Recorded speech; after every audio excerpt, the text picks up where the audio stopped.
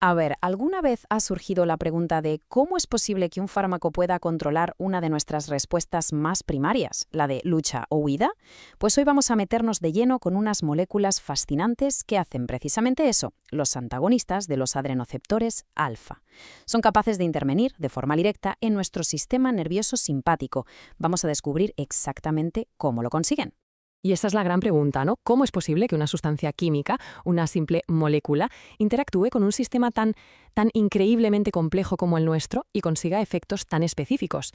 Para entender de verdad a los antagonistas alfa, tenemos que ir un paso atrás. Primero, hay que entender cómo hablan nuestras células entre sí y, sobre todo, en qué punto exacto actúan estos fármacos para, básicamente, cortar esa conversación. Vale, pues esta es la hoja de ruta que vamos a seguir. Primero, vamos a ver cuál es el blanco al que apuntan estos fármacos. Después, entenderemos cómo funciona su bloqueo. Luego, echaremos un vistazo al arsenal de tipos que hay. Analizaremos los efectos que provocan y, para terminar, veremos su aplicación en la clínica, en el mundo real. Vamos a ello. Pues venga, empezamos por lo primero como tiene que ser. A ver, para entender cómo funciona un bloqueador es de cajón que primero hay que saber qué es lo que está bloqueando, ¿no?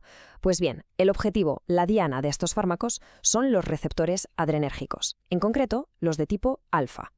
A ver, para que nos hagamos una idea, imaginemos que es como un interruptor en la superficie de una célula. ¿Qué pasa normalmente? Llega la adrenalina, le da al interruptor, se enciende y ¡pum!, se desencadena una respuesta. Lo que hacen estos fármacos es de una elegancia tremenda. Simplemente se ponen en medio, bloquean el interruptor. Y ya está. Un gesto que a nivel molecular es súper simple, pero que tiene un poder inmenso sobre cómo funciona todo el cuerpo. Muy bien, ya tenemos claro cuál es el objetivo. Así que la pregunta que viene ahora es lógica. Vale, pero ¿cómo se produce ese bloqueo exactamente? Porque, ojo, no todos los bloqueos son iguales, ni mucho menos. Y esta diferencia es absolutamente crucial, tanto en farmacología como, por supuesto, en la práctica clínica del día a día. Pues básicamente hay dos grandes estrategias de bloqueo. La primera es lo que llamamos un bloqueo reversible. Es como una competición. El fármaco y las moléculas naturales del cuerpo, como la adrenalina, están luchando por ocupar el mismo sitio, el mismo receptor. Si el cuerpo de repente libera un montón de adrenalina, pues puede ganar esa batalla y quitar al fármaco de en medio. Pero el bloqueo irreversible, eso es otra historia. Eso es un jaque mate en toda regla. El fármaco se une al receptor y lo hace de forma permanente. Lo deja KO. ¿Y qué pasa entonces? Pues que el cuerpo no tiene más remedio que fabricar receptores nuevos desde cero. Imaginemos lo que eso significa. Vale, perfecto. Pues ahora que ya sabemos cómo funcionan, vamos a conocer a los protagonistas de esta historia. El arsenal, como decíamos, de antagonistas alfa es súper diverso. Hay de todo, diferentes estructuras químicas, distintas selectividades y claro, eso significa que tienen usos muy diferentes. Así que para aclararnos, vamos a clasificarlos un poco. Aquí lo que vemos es una tabla que clasifica estos fármacos y lo que es realmente interesante es que es una clasificación funcional. ¿Qué quiere decir esto? Pues que los fármacos se agrupan no solo por su química, por su estructura, sino por lo que hacen. Por ejemplo, si son selectivos para un subtipo de receptor o no, si su bloqueo es de los que compiten o de los que se quedan para siempre, e incluso si son capaces de bloquear también otros tipos de receptores. Es, en el fondo, como un catálogo de herramientas de altísima precisión. Claro. Para no perdernos en la tabla, podemos simplificarlo todo y pensar en 4 grandes grupos. Por un lado, tenemos los antagonistas que son selectivos para los receptores alfa-1, que, como veremos, son súper importantes en clínica. Luego están los selectivos para los alfa-2, que tienen un uso bastante más limitado. El tercer grupo serían los no selectivos, que, como su nombre indica, bloquean los dos tipos por igual. Y por último, tenemos unos fármacos un poco especiales, que bloquean los alfa, pero también tienen la actividad sobre los receptores beta, lo que les da un perfil de efectos mucho más amplio. Y esto de aquí es la farmacología en estado puro. Es el principio fundamental. La forma de la molécula lo es absolutamente todo.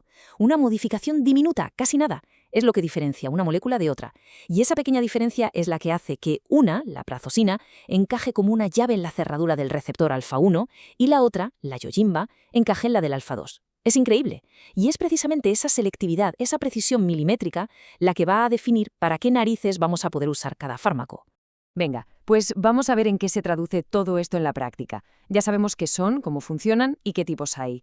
La pregunta ahora es, ¿qué pasa en el cuerpo cuando administramos uno de estos fármacos? Es decir, ¿cuáles son las consecuencias reales de ir y apagar ese interruptor del que hablábamos? Bueno, pues el efecto principal, el más importante, sobre todo cuando hablamos del bloqueo de los receptores alfa-1, es este. Resulta que estos receptores están en los músculos que forman las paredes de nuestras arterias y venas. ¿Qué pasa si los bloqueamos? Pues que ese músculo se relaja. Y si el músculo se relaja, los vasos sanguíneos se ensanchan, se dilatan. La consecuencia directa y lógica es que la presión arterial baja. Y aquí lo vemos perfectamente, paso a paso, como una especie de efecto dominó. Primero, el fármaco llega y bloquea los receptores alfa 1. ¿Qué ocurre justo después? Segundo paso, el músculo liso de los vasos sanguíneos se relaja. Esto nos lleva al tercer punto. La resistencia que esos vasos oponían al paso de la sangre disminuye. Y el resultado final, el cuarto y último paso, la presión arterial baja. Como se ve, es una cascada de efectos súper directa. Pero claro, un efecto tan potente casi siempre tiene una cara B, una contrapartida. Y esta es importante. Al dilatar no solo las arterias, sino también las venas, la sangre tiende a quedarse, por así decirlo, estancada en las piernas cuando nos ponemos de pie. El resultado, una caída brusca de la presión. Esto es la famosa hipotensión postural. Vamos, el mareo de toda la vida que nos puede dar si nos levantamos demasiado rápido. Y con todo esto sobre la mesa llegamos a la parte final, que quizá es la más interesante, la aplicación práctica. ¿Cómo se usa todo este conocimiento en la clínica? Es decir, ¿para qué sirven estos fármacos en el día a día de un hospital o una consulta para tratar enfermedades concretas? Pues aquí tenemos un resumen perfecto de sus tres grandes aplicaciones, sus tres campos de batalla principales. El primero, y más obvio por lo que hemos visto, es la hipertensión, aprovechando ese poder para dilatar los vasos. El segundo es una condición muy común en hombres a partir de cierta edad, la hiperplasia prostática benigna, el agrandamiento de la próstata. Y el tercero es para algo mucho más raro, el fiocromocitoma. Es un tipo de tumor que libera cantidades bestiales de adrenalina, y en esos casos estos fármacos no es que ayuden, es que son vitales, salvan vidas. Y el mecanismo que usan en la hiperplasia de próstata es, de nuevo, súper elegante.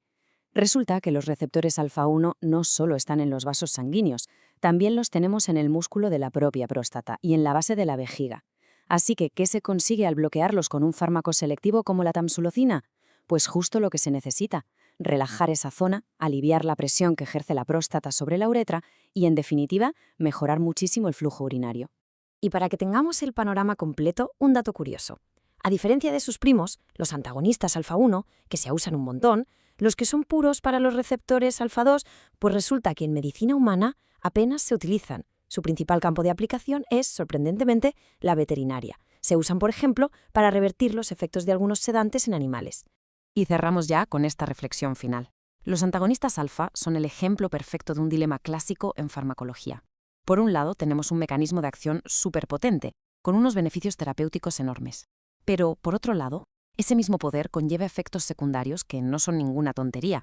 Así que la pregunta queda en el aire. ¿Es el bloqueo cada vez más preciso, casi quirúrgico, el futuro de la farmacología? Sin duda, la búsqueda de esos fármacos bala mágica, cada vez más selectivos, sigue siendo uno de los santos griales de la medicina moderna.